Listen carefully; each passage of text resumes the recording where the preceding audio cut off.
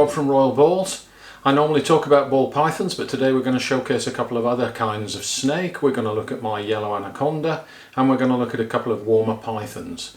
The Yellow Anaconda was inherited from my son when he left for university, and it's a very defensive snake.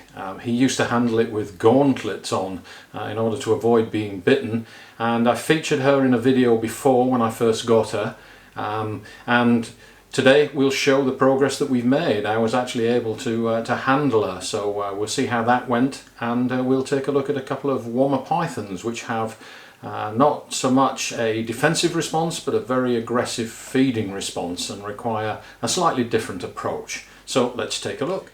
Okay guys, I have 3 snakes to clean out today. I've got the Yellow Anaconda, which featured in a previous video about handling snakes, and we know this is a new snake for me, and we know it is a little bit temperamental. And I've also got the 2 Woma Pythons to clean out. So the Woma Pythons are not defensive snakes like the Yellow Anaconda is. They do tend to be a little over enthusiastic in terms of a feeding response. They always want feeding, and they always think they're going to be fed when you first go into the cage, and a bite from them usually involves them actually trying to eat you. They will bite you, they will wrap, and they will actually try and eat you if you get it wrong. So I'll show you that in a moment, but we're going to do the Yellow Anaconda first. The reason is that that will be the first snake that I go in. I don't want to disturb the Yellow Anaconda by cleaning out the Woma Pythons first and getting the Yellow Anaconda nervous and upset. So we'll do that one first. The Woma Pythons are a little easier to handle. I'm using subdued lighting because I don't want to startle the snake, and you'll see that I'm already in a low position to the ground again, so that I'm less threatening for the snake. I've pre-prepared the tub that I want it to go into, which is a fairly small sized tub, and I have a larger tub pre-prepared already available should the Anaconda decide that it's going to be a little bit temperamental and we need to get it into a larger tub because it's thrashing around. So that's already prepared, so let's just get after it. The Anaconda is at the back of its cage, sitting behind the water bowl and the hide. So I'll just open this here.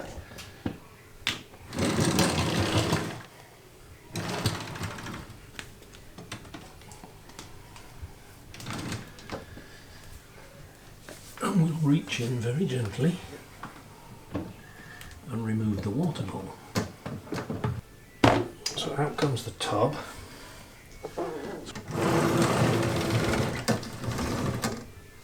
So we remove the hide as well.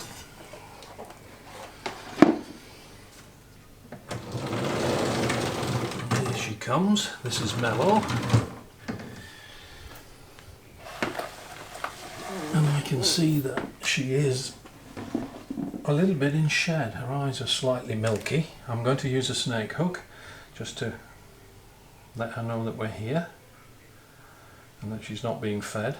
She probably isn't hungry.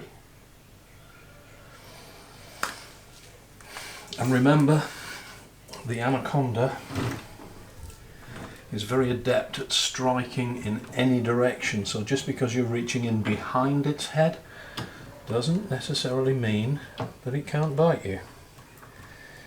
Here she is, she's curious. So I don't want to startle her, but I do want her to come out.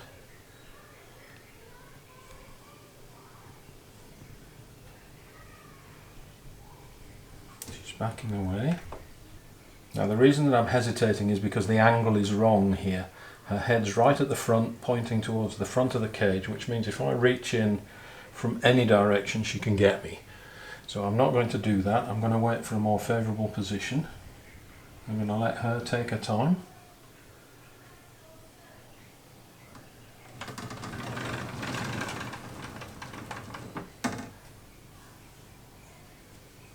She is moving away, so let me just gently touch her, and she's flattening her body now and turning back towards the point of contact.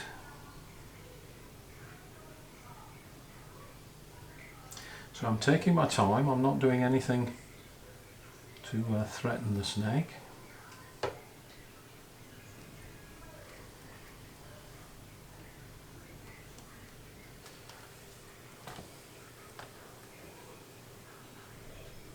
And she's moving away. So just gently pick her up.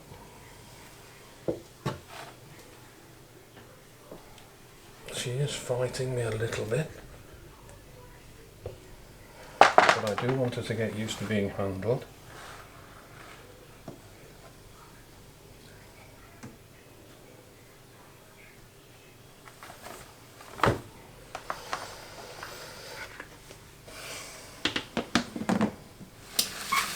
And there she is, so we can clean out her tub. So I didn't get bitten. You saw that I took my time. She isn't accustomed to being handled, so I don't want to overstress her, but we do need to get in and clean her cage. So that job's done. Let me clean her cage and we'll come back later. Okay guys, her cage is clean now. She's ready to go back into the cage. She is in shed, and if the point was to get her back into her cage without being bitten, the easiest way is just to guide her straight back in, and she probably would go back in without too much trouble. Not a particularly good time to be handling a snake, but she is quite passive, so we're going to have a bash at just seeing if we can handle her very gently before we put her back in the cage. So let's see how we go. I have washed my hands before I touch her. I don't want to have any smell of rodents or anything on my hand.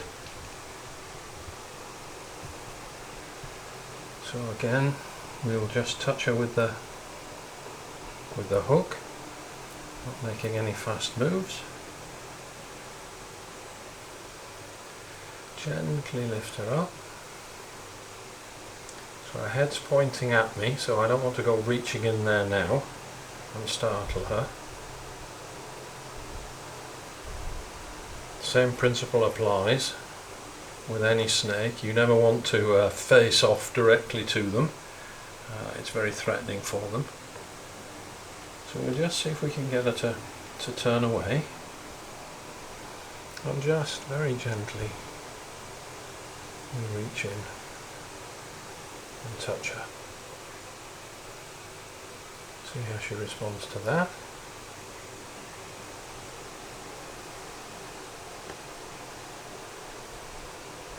See, I didn't move my hand away and startle her by doing that. No fast movements. So I'll just reach in under her belly now.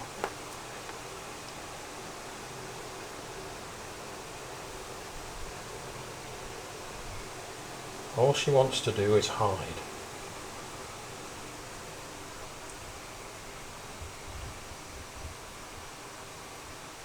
So I don't want to do anything that threatens her.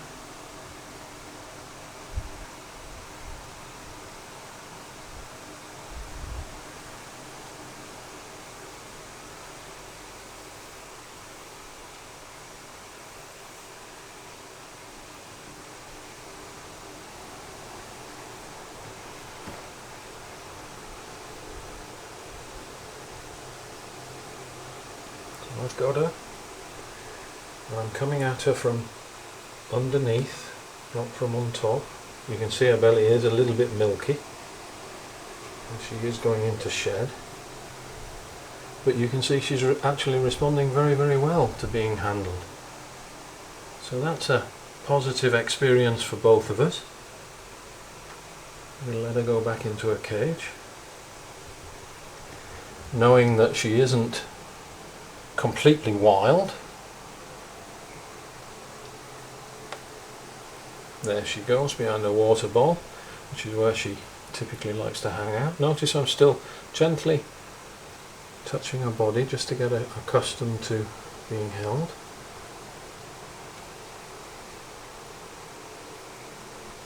And we'll just gently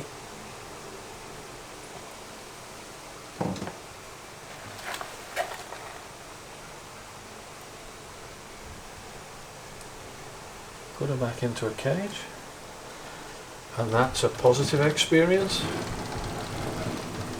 with a very touchy yellow anaconda. Okay, so we'll move on now to the Woma python, now that we've dealt with the anaconda. Just bring the larger tub here. This is a much more active snake, and you can see this is Matilda, and she's already up and at me, and as soon as I open the cage here she's going to think that she's being fed.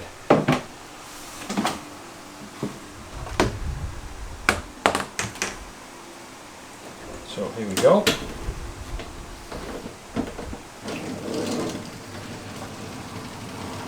Very alert, always ready to feed. So we'll just let her know that she isn't being fed.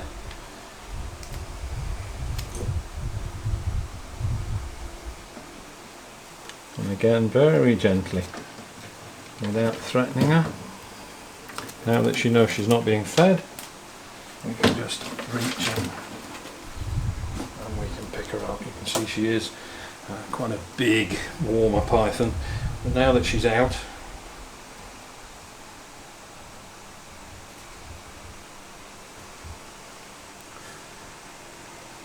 you can see that she is very, very active and curious. You just have to watch them, because they can suddenly just nuzzle up against your hand and then bite you. So we don't want to allow her again to get face on. But this is actually quite a docile snake now that it's out of its cage. So we'll put her in the tub, put the lid on.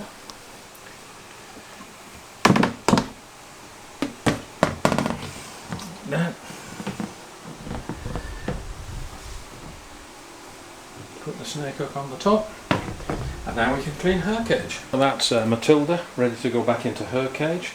Just take a look at Max here, who has woken up with all the activity, so he is now active. These snakes haven't been fed for 2 weeks, so he's probably hungry, but he can also smell the female, so we'll clean him out next. Again, I'm towering above her, which can be slightly threatening for snakes, but because we've got her out and she knows she's not being fed, and I do know this snake, we can actually just go straight in and pick her up. There she is, big girl this for a Woma python, very large. She is actually, I think, gravid. She didn't breed for me earlier this year, but I'm hoping that she'll go later in the year. She has been bred several times to Max, her partner there. You can see the beautiful colour on her belly, really bright coloration on the belly, and the eyebrows.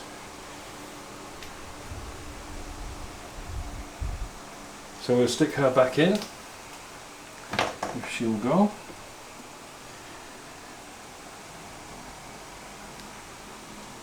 There we go.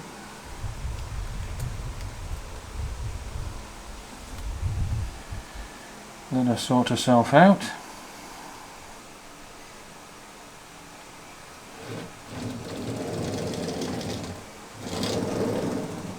So that's Matilda, a very docile snake, but one with a very strong feeding response, so fairly predictable, fairly easy to handle.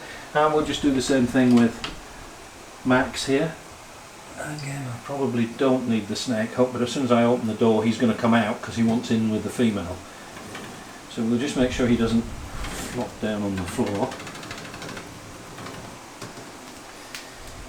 And this guy here, we can just reach in and pick him up. This is a much smaller snake, the male is much smaller, much less food orientated than the female.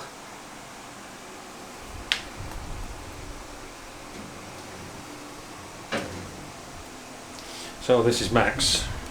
Again, very bright coloured belly, but not quite as clean and bright orange as the female.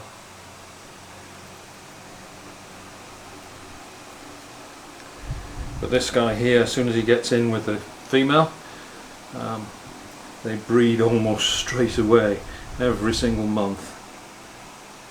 This guy is not as strong an eater There's Matilda.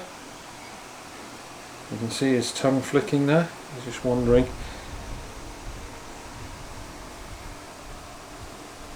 Again, we don't really want to get face on with these guys. They're very easy to handle.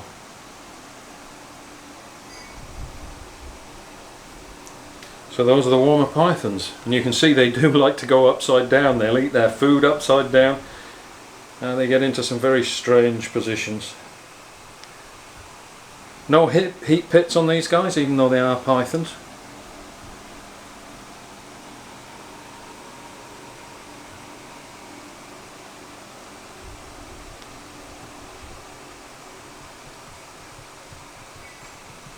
Lovely snake. So we'll just put him in the tub. These guys are used to being handled. And there we go. Okay, so let's just close this out and we'll put Max back into his cage now that it's been cleaned out.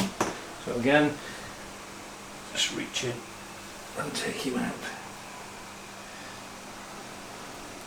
Once these guys know they're not being fed, they're actually extremely easy to handle. So we'll just put him back in.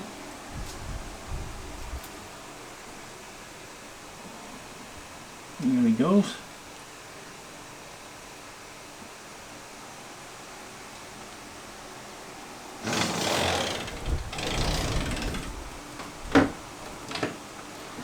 And that's Max done.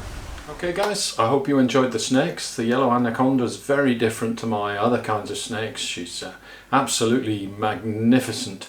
She moves differently, her head's a different shape, her skin texture and colour is different to any other kind of snake that I own, and she likes to soak in her water tub for long periods of time, completely submerged, which is natural behaviour for these snakes. So a very, very different animal. I hope you enjoyed seeing her. Don't forget to like and subscribe. Thanks for all your support, and we'll see you.